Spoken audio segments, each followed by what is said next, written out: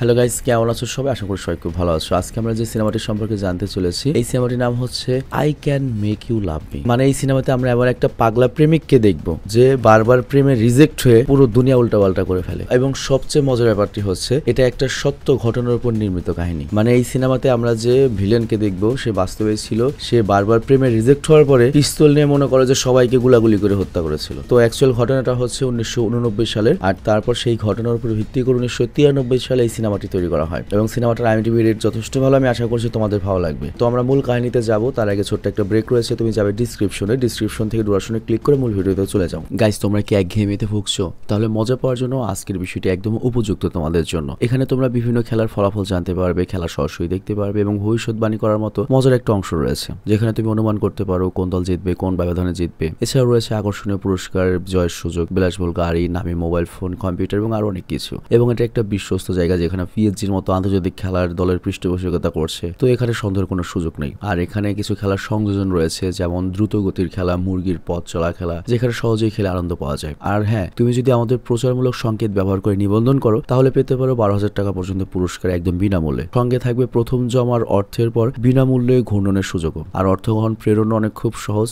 আর নগদ, বিকাশ, rocket, bank হিসাব সহ আরো অনেক মাধ্যমে। আর দেরি না করে উপরে থাকা স্থায়ী মন্তব্যে ক্লিক করো, যেখানে নিবন্ধনের প্রক্রিয়া রয়েছে। আর আমাদের প্রচার সংকেতটি ব্যবহার করলেই তুমি পেতে পারো বোনাস। তো এবার চলো আমরা মূল ভিডিওতে চলে যাই। তো ব্রেক শেষে আমরা মূল ভিডিওতে চলে আসলাম। আর এই সিনেমার গল্পের নায়িকা হচ্ছে লরা ব্ল্যাক। মানে নামে ব্ল্যাক হলেও চেহারা সুন্দরী। সে ইয়াং এবং উচ্চাকাঙ্ক্ষী একজন ইন্টার্ন, যে ভার্জিনিয়া রাজ্য থেকে এসেছে, বর্তমানে নিউ ইয়র্কে চাকরি করছে একটা আইটি কোম্পানিতে। তো আজকে লরা এসেছে তার নতুন কাজের জায়গা ঘুরে দেখার জন্য এবং তার ফিউচার কো-ওয়ার্কার ক্রিসও তার সাথে জয়েন করেছে। তো এই কোম্পানির নাম হচ্ছে কেইআই। তো ও যখন এই প্রথম এই কোম্পানিতে ইন্টার্নি জোনে আসে, তখন এই কোম্পানির অনেক পুরনো একজন এমপ্লয়ি বা পুরনো একজন চাকরিজীবী, যার নাম হচ্ছে রিচার্ড ফার্লি, লরাকে দেখে পাগল হয়ে যায় এবং ওর সাথে বন্ধুত্ব করতে শুরু করে। কিন্তু লরা তেমন কোনো আগ্রহ দেখায় না। আর এখানে লক্ষ্য, রিচার্ড কিন্তু লরার সৌন্দর্যে খুবই আকৃষ্ট হয়ে গিয়েছে। আর এই কারণে আজকে যে লোকাল ইনস্ট্রাক্টরের একটা ফুল প্রোগ্রাম হবে সেখানেও আমন্ত্রণ জানিয়েছে। কিন্তু লরা অনেক পোলাইটলি, বা যেহেতু নতুন এসেছে এই কোম্পানিতে, অনেক সুন্দর করে না করে দেয়। আর এদিকে আমরা দেখতে পাই লরা একটা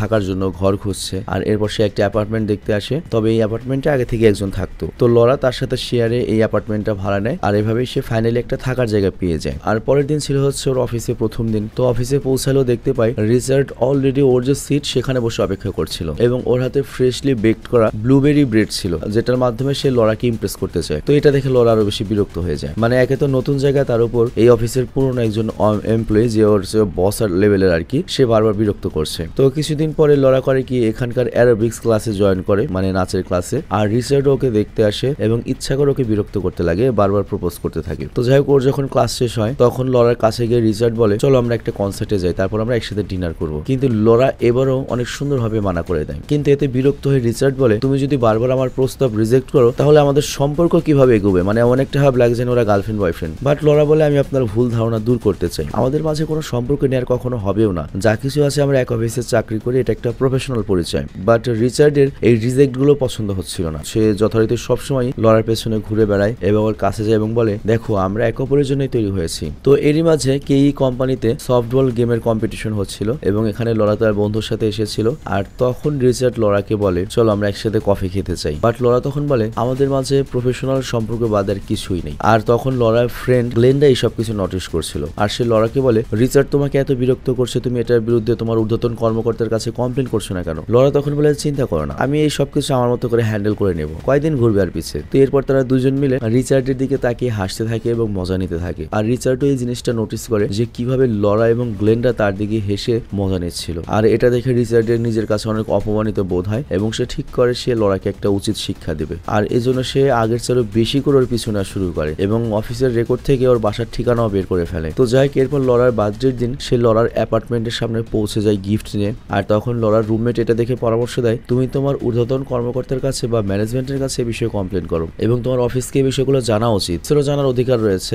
যে তাদের অফিসের একজন এমপ্লয়ি তোমাকে কিভাবে স্টক করছে বা বিরক্ত করছে। বাট লরা এখানে বলে, আমি যদি কমপ্লেন করি তাহলে তো আমাকে একজন পরাজিত ভিকটিমের মতো দেখাবে, কিন্তু আমি একে নিজের মতো করে হ্যান্ডেল করে নেব। জীবনে অনেক প্রেমের অফার পেয়েছি, কতগুলো হ্যান্ডেল করেছি। তো এরপর লরা যখন রিচার্ডের গিফটটা অ্যাকসেপ্ট করে না, তখন রিচার্ড করে কি, লরার গাড়ির চাকা পাংচার করে দেয়। আর এই কারণে লরা করে কি, পুলিশের কাছে এই বিষয়ে বলে এবং কমপ্লেন করে এবং সে বলে, আমার পুরো সন্দেহ রিচার্ডের উপরে এবং মনে হচ্ছে ওই কাজটা করেছে। তো পরের দিন রিচার্ড করে কি, লরার কাছে আসে এবং বলে তুমি অনেক রিগ্রেট করবে যদি পুলিশ আমার কাছে পর্যন্ত আসে, আমি তোমার লাইফ একদম নরক বানিয়ে ফেলবো। মানে কথায় আছে না, প্রেম প্রীতির ব্যাপারটা হচ্ছে কি একজন মানুষকে তুমি প্রথমে পছন্দ করো, কিন্তু যখন কন্টিনিউয়াসলি তুমি রিজেক্ট হও তখন প্রেম থেকে জিনিসটা আত্মসম্মান থেকে শত্রুতায় পরিণত হয়। তো এখানে এরকম হচ্ছে আর কি। তো যাই হোক, লড়াই কথা শুনে ডিসাইড করে যে এইবার সে ম্যানেজমেন্টকে কমপ্লেন করবে। তো ম্যানেজমেন্টকে যখন কমপ্লেন করে ম্যানেজমেন্ট খুব একটা পাত্তা দেয় না, বাট ম্যানেজমেন্ট উল্টো তাকে বলে তুমি যেমন বলেছো যে একবার তুমি তার দিকে তাকিয়ে হেসেছিলে, এটাকে সে হয়তো সিগন্যাল ভেবে নিয়েছে, এজন্য তোমার পিছু নিয়েছে।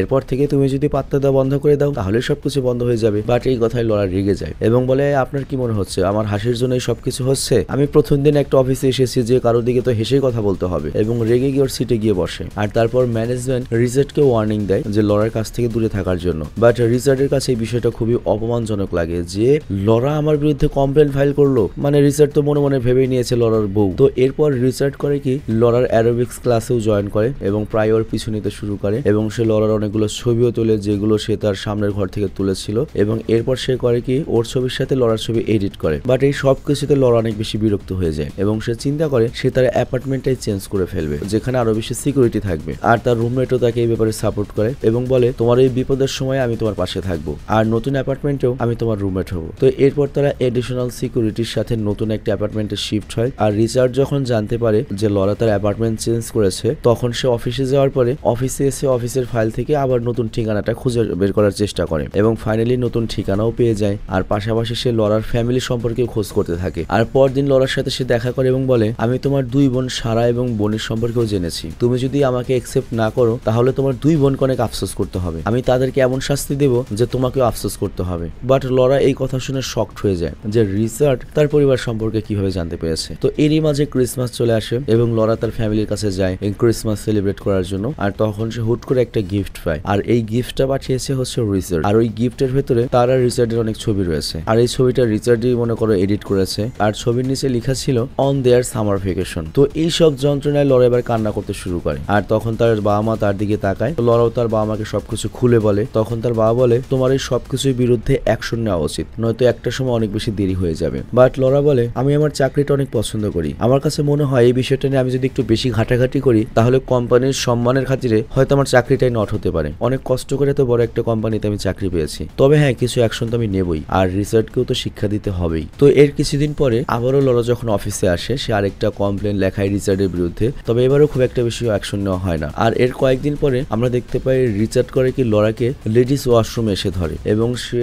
করে কি রাগে লেডিস রুমের আয়নায় ভেঙে ফেলে এবং বলে তুমি আমার প্রপোজাল বারবার রিজেক্ট করছো কেন? তুমি যত বেশি দেরি করবে তোমার তত বেশি লস হবে, আমি তত বেশি অ্যাগ্রেসিভ হব। তো লরা করে কি এইসব ঘটনা তার কিআই ম্যানেজমেন্টের কাছে কমপ্লেন করে এবং এইবার ফাইনালি ম্যানেজমেন্ট করে কি একটা সেশন অ্যারেঞ্জ করে, মানে কোনো শাস্তি না, মানে দুজনকে ডেকে দিয়ে বুঝ পরামর্শ দেবে। আর এতে রিসার্চের পাশাপাশি লরাকেও সেশন দেওয়া হবে। বাট লরা বলে আমার কোনো সেশনের দরকার নেই, আমি ঠিক রয়েছি। বাট ম্যানেজমেন্ট বলে এটা জাস্ট ফর্মালিটির জন্য, তোমার আর রিসার্চের সেশন পুরো আলাদা হবে। তো এই জন্য এবার বাধ্য হয়ে রিসার্চকে সেশন নিতে হয়। তবে সে ওই কাউন্সিলরদেরকে বলে তোমরা আমাকে চেনো না, তোমরা যদি খুব বেশি কিছু বলো আমি তোমাদের সবাইকে মেরেও ফেলতে পারি, তোমরা আমার ব্যক্তিগত ব্যাপারে কিন্তু ইন্টারফেয়ার করবে না। তো যাই হোক সেশন তো শেষ হয়, কিন্তু কাউন্সিলররা রিসার্চের হুমকির বিষয়টাও ঊর্ধ্বতন কর্মকর্তাদের জানিয়ে দেয়। আর এরপর ম্যানেজমেন্ট ফাইনালি রিসার্চের বিরুদ্ধে অ্যাকশন নেয় এবং ওকে চাকরি থেকে বের করে দেওয়া হয়। তো এরই মাঝে লরা করে কি স্যাম ওয়াটসন নামের একজন লোকের সাথে ডেটিং শুরু করে, আর সে স্যামকে রিসার্চের ব্যাপারে সব খুলে বলে। তো স্যাম এই কথা শুনে লরার ব্যাপারে খুব সেফটি নিয়ে চিন্তায় পড়ে যায় এবং সে লরাকে একটা পিস্তল দেয় এবং বলে এবং শিখিয়ে দেয় কিভাবে পিস্তল চালাতে হবে, পাশাপাশি ওকে সেলফ ডিফেন্স সম্পর্কেও বলে। আর ওই রাতে আমরা দেখতে পাই রিসার্চ করে কি গিয়েছে লরার গ্যারেজে এবং সেখানে একটা নোট লিখেছে এবং বলেছে লরা যত দ্রুত সম্ভব তুমি হ্যাঁ বলবে তত তাড়াতাড়ি তুমি বেঁচে যাবে। তোমার এই ছোট কথাটা কি মাথায় ঢুকছে না যে আমি তোমাকে পছন্দ করি? আর তখন লরাও সামনাসামনি চলে আসে পেছনে পিস্তল নিয়ে এবং বলে তোমার মাথায় কি এটা ঢুকছে না ছোট্ট কথাটা যে আমি তোমাকে পছন্দ করি না? বাট রিচার্ড এখানে বলে এই সব কিছু ততদিন পর্যন্ত চলতে থাকবে যতদিন পর্যন্ত না তুমি আমাকে একসেপ্ট করছো, আর এটা আমার একদমই পছন্দ না যে আমার মতো লোক কাউকে পছন্দ করবে সেই মেয়ে আমাকে রিজেক্ট করবে। তো যাই হোক এর কিছুদিন পরে লরার তার চাকরিতে প্রমোশন হয়ে যায়। আর তার কো ওয়ার্কার যার নাম হচ্ছে ক্রিস, সে খুব ভালো মতোই জানে যে রিচার্ড কিভাবে ওকে হ্যারাস করেছে। তো এই জন্য সে লরার কাছে যায় এবং তাকে অ্যাডভাইস দেয় তুমি একটা রেস্ট্রেনিং অর্ডার বের করো রিচার্ডের বিরুদ্ধে, মানে আমাদের দেশে যেমন জিডি করে ওরকম একটা ব্যাপার। তো লরার এই আইডিয়াটা পছন্দ হয় এবং সে যায় পুলিশের কাছে এবং তারপর রিচার্ডের বিরুদ্ধে একটা জিডি করে আসে। আর এরই মাঝে রিচার্ডও নতুন একটা চাকরি পায়, তবে তারপরেও সে লরাকে ফলো করা থামায় না। কিন্তু সে যখন জানতে পারে যে লরা ওর বিরুদ্ধে জিডি করেছে তখনও আরো রেগে যায়, একে তো চাকরিও হারিয়েছে আবার জিডিও করেছে, তো তখন আরো রেগে যায় এবং তারপর করে কি গাড়িটা বিক্রি করে দেয় এবং সেই টাকা দিয়ে অনেকগুলো বন্দুক, রিভলভার, পাশাপাশি 200 রাউন্ডের অ্যামিনেশন কিনে নেয়, প্লাস বোমও কিনে। বোমটা অবশ্য অবৈধভাবে কেনে আর কি। আর এইদিকে কাজে ব্যস্ত থাকা লরা চিন্তা করছিল কিভাবে পরবর্তী কোর্টে রিচার্ডকে দেখে সরাসরি কোর্ট থেকে ওকে হুমকি দেওয়া হবে, আর এর ফলে সে রিচার্ডের কাছ থেকে চিরতরে মুক্তি পাবে। কিন্তু ও ভুল ছিল, কারণ আজকের সন্ধ্যায় রিচার্ড করে কি ওই কেই অফিসে আসে এবং সে এখানে রিগ্রেশন ভেহিকেল নিয়ে এসেছে এবং তার সাথে অনেকগুলো শটগান, রিভলভার, অনেকগুলো এক্সপ্লোসিভ বা বোমও ছিল। তো লবিতে ঢুকে সে ওটা ব্লাস্ট করে এবং লবিতে সে অফিসের ভেতরে ঢুকে যায় এবং যে এমপ্লয়ি তার সামনে পড়ে তার উপরে সে ফায়ার করে। মানে নর্মালি আমেরিকাতে যেটা হয়ে থাকে আর কি, কেউ রেগে স্কুলে এসে হামলা করছে, কেউ রেগে মনে করো মার্কেটে গিয়ে গোলাগালি করছে এরকম। তবে তারপরেও আমেরিকাতে প্রত্যেক বাড়িতে পিস্তল আছে, সেই হিসেবে অনেক কম ঝামেলা হয়। এরকম আমেরিকার মতো যদি বাংলাদেশে পিস্তল থাকতো প্রতিদিন হাজার হাজার মানুষ মরতো। তো আমেরিকানদের যতই খারাপ বলো, খারাপের মধ্যে ওরা আমাদের চেয়ে অনেক ভালো, মানে দু একটা ঘটনা ঘটে। তো যাই হোক, এরপর ও করে কি র্যান্ডমলি সবাইকে গুলি করতে থাকে, সিকিউরিটি অফিসে ফায়ার করে,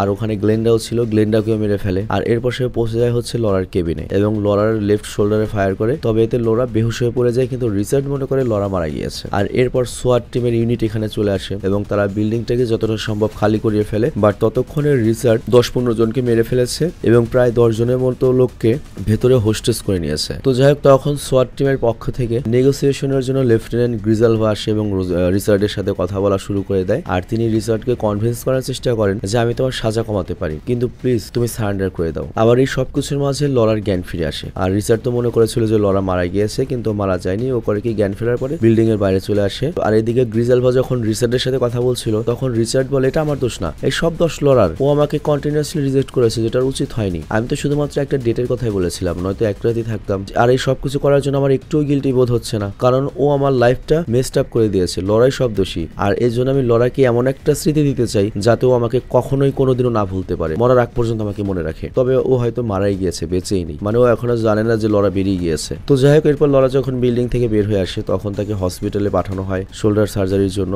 আর এই দিকে রিসার্চ করে কি লেফটেন্যান্ট গ্রিজাভালার সাথে কথা বলতে থাকে এবং তাকে বলে আমি কিন্তু চাইলে এই পুরো বিল্ডিং ধ্বংস করে দিতে পারি, এতখানি এক্সপ্লোসিভ আমার কাছে আছে, কিন্তু আমি শুধুমাত্র ছোট্ট একটা জিনিস চাই, সেটা হচ্ছে আমাকে একটা স্যান্ডউইচ আর একটা কোল্ড ড্রিঙ্কস পাঠাও। তো গ্রিজালভা বলে চিন্তা করো না, এই সবকিছু অ্যারেঞ্জ হয়ে যাবে। কিন্তু তখন রিচার্ড বলে ওয়েট, স্যান্ডউইচটা 2টা পাঠাও, আর অনেক বড় স্যান্ডউইচ পাঠাও, আর এর সাথে আমি একটু বেশি চিজ চাই এক্সট্রা, সাথে কিছু আইসও, আর পারলে একটা ভদকার বোতল পাঠিয়ে দিও। তো তখন লেফটেন্যান্ট গ্রিজালভা বলে চিন্তা করো না, আমি সবকিছুর অর্ডার দিয়ে দিয়েছি, খুব দ্রুত সবকিছু তোমার কাছে পৌঁছে যাবে। তো এরই মাঝে রিচার্ড করে কি তার বন্ধুদের মধ্যে থেকে একজনকে ফ্রি করে দেয় এবং তাকে বিল্ডিং এর বাইরে যাওয়ার অনুমতি দেয়। কিন্তু যখন সে ক্রিসকে দেখে ওর উপর ফায়ার করে, কারণ ক্রিস লড়ার পক্ষ নিয়েছিল। তবে ক্রিস এখানে মারা যায় না, আহত হয়। তো যাই হোক, এরপর রিচার্ড রিজালভাকে কল করে বলে স্যান্ডউইচ খাওয়ার পরে আমি সুইসাইড করবো, ঠিক আছে তুমি চিন্তা করো না, আমি আর কাউকে মারবো না, তবে ভুলেও কেউ যদি বিল্ডিং এর কাছে আসো আমি সবাইকে কিন্তু মেরে ফেলবো। তো লেফটেন্যান্ট গ্রিজালভা তখন বলে তোমার স্যান্ডউইচ ভদকার সাথে আইসের সাথে চলে এসেছে, তুমি একবার দেখো, তুমি যদি সারেন্ডার করো তাহলে আমি তোমার সাজা কমাতে পারবো, সর্বোচ্চ 5 থেকে 7 বছরের জেল হবে, তারপর তুমি ফ্রি, তুমি নতুন একটা জীবন কাটাবে, বিয়ে করবে, তোমার একটা ফ্যামিলি হবে। তো এই কথা শোনার পরে রিচার্ড বলে তোমার এই কথা বলার মানে হলো এত কিছুর পরও আমি একটা আনন্দের জীবন পাবো, কিন্তু তুমি আমাকে বলো তো লরা নাকি বেঁচে গিয়েছে, আমি চাই ও বেঁচে থাকতে, ও যেন জানতে পারে আমি ওর জন্য কি করেছি, আমি চাই বেঁচে থাকুক, সারা জীবন যেন আমাকে মনে রাখে, আমার এই নিউজটা ওর কাছে পৌঁছে দাও। তো গ্রিজালভা তখন বলে তুমি এসব নিয়ে ভেবো না, এসব কিছু হয়ে যাবে, আর তুমি তোমার দ্রুত সিদ্ধান্তটা বলো। খাবার চলে এসেছে, স্যান্ডউইচের সাথে ভদকার সাথে আইস কিন্তু আস্তে আস্তে গলে যাচ্ছে, আমি কি নিজে নিয়ে আসবো তোমার কাছে এটা? তো আসলে তোমার FBI তে যারা থাকে তারা মানুষকে ম্যানিপুলেট করতে উস্তাদ, তারা জানে কোন জায়গায় আঘাত করলে মানুষকে কন্ট্রোল করা যাবে। তো কয়েক ঘন্টা কথা বলার পরে রিচার্ড সিদ্ধান্ত নেয় সে বিল্ডিং থেকে বাইরে আসবে, সারেন্ডার করবে। তো সারেন্ডার করতেই পুলিশ ওকে ধরে ফেলে এবং গ্রুপ চেঞ্জ হয়ে যায় এবং পুলিশকে জিজ্ঞাসা করে আমার খাবার কোথায়? পুলিশ তখন বলে এই বেটা, পুলিশ তোর স্যান্ডউইচ এনে দেবে, ভদকা এনে দেবে। হ্যাঁ, তো এরপর ওকে ধরে পুলিশের ভ্যানে বসিয়ে দেওয়া হয়। আর তারপর সেই গিজালভা এবং সত্যি সত্যি স্যান্ডউইচ আইস নিয়ে এসেছে এবং রিচার্ডকে দেয় এবং পুলিশের সাথে যাওয়ার আগে রিচার্ড গিজালভাকে জিজ্ঞাসা করে আচ্ছা আপনার কি মনে হয় এইবার তো লরা আমাকে সাহায্য মনে রাখবে, তাই না? আর এখানে সিনেমাটি শেষ হয়ে যায়। আর সিনেমার শুরুতেই তো আমি বলেছি যে বাস্তব ঘটনার উপর এই সিনেমাটি নির্মিত এবং বাস্তবে যা হয়েছিল এই সিনেমাতে একটুও চেঞ্জ করা হয়নি, হুবহু সেইভাবেই সিনেমাটি তৈরি করা হয়েছে। তো এরকম পাগলা প্রেমিক কখনো দেখেছে এবং আমার কাছে মনে হচ্ছে খুব সম্প্রতি মনে হয় এই সিনেমার উপর ভিত্তি করে বাংলাদেশে একটা নাটকও তৈরি হয়েছে। তো যাই হোক, সেটা কোন নাটক হতে পারে কমেন্টে অবশ্যই জানাবে। বিদায় নিচ্ছি, ভালো থেকো, সুস্থ থেকো। সিনেমা নিয়ে তোমার মন্তব্য কি কমেন্টে জানাবে।